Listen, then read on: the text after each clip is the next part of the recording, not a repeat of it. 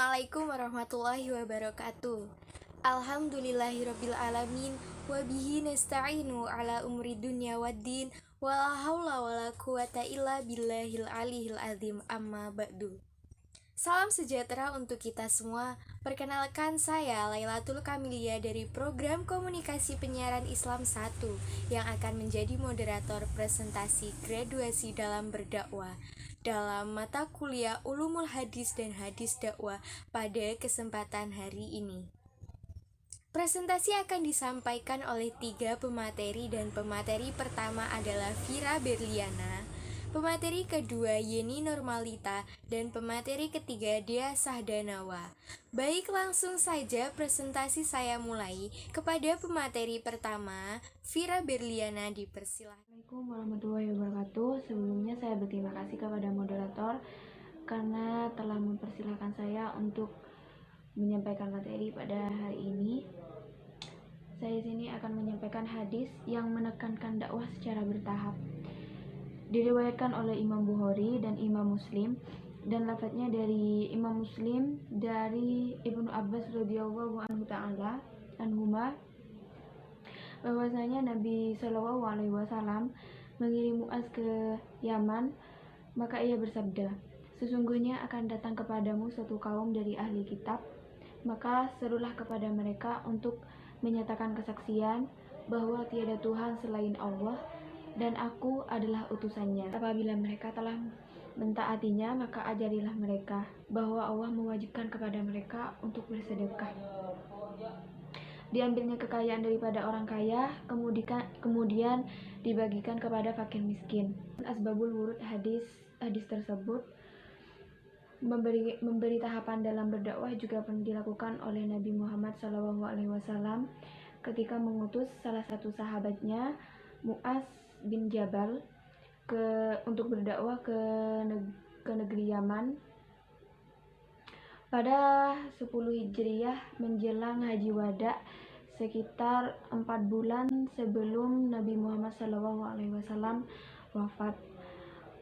Muaz bin Jabal tidak ditugaskan untuk tidak mengajarkan agama Islam secara sekaligus, melainkan dengan cara bertahap dan tanpa adanya paksaan. Baik, selanjutnya akan dilanjutkan oleh Dea Sahdanawa. Kepadanya dipersilahkan. Di sini saya akan menjelaskan materi yang ketiga, yaitu isi kandungan hadis. Metode graduasi yakni metode penahapan yang merupakan metode Al-Quran dalam membina masyarakat baik untuk menghapus tradisi jahiliyah atau yang lain. Begitupun dalam menanamkan akidah Al-Quran menggunakan metode graduasi atau penahapan secara bertahap. Pokok pengajaran yang disampaikan oleh Rasulullah SAW ketika dakwah permulaan ini adalah membangun pengetahuan dan menegakkan kepercayaan dalam hati manusia bahwa di dalam seluruh alam ini tidak ada sekutu bagi Allah Subhanahu wa Ta'ala. Dan kalimat syahadat adalah pengakuan yang diucapkan dengan lisan dan dibenarkan oleh hati untuk menjadikan diri sebagai orang Islam. Dan membayar zakat, salah satu ajaran Islam yang diperintahkan Allah kepada umatnya adalah peduli dan berbagi. Tahapan dakwah Nabi SAW secara historis. Yang pertama, fase dakwah sembunyi-sembunyi yang berjalan selama 3 tahun. Yang kedua, fase dakwah secara terang-terangan di tengah penduduk Makkah. Dan ketiga, fase dakwah di luar Makkah dan kegiatan penyebarannya. Terima kasih. Saya kembalikan lagi ke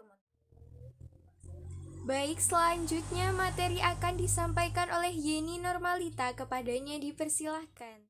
Saya berterima kasih kepada moderator yang telah mempersilahkan saya untuk menyampaikan materi. Di sini saya akan menyampaikan materi tentang bagaimana dakwah Nabi pada periode Madinah. Madinah dianggap sebagai tempat lahir baru Islam karena ruang dakwah di Makkah yang sempit bagi umat Islam. Allah Subhanahu wa Ta'ala memilih Madinah yang sempit bagi umat Islam pertama. Madinah memang layak sebagai kawasan percontohan karena respon orang Yastrib yang datang ke Mekah pada bulan Haji terhadap seruan Nabi. Selanjutnya, terbentuknya persaudaraan baru umat Islam yang berimigrasi dari Mekah ke Madinah disebut Muhajirin, dan orang Muslim yang tinggal di Madinah disebut kaum Ansor.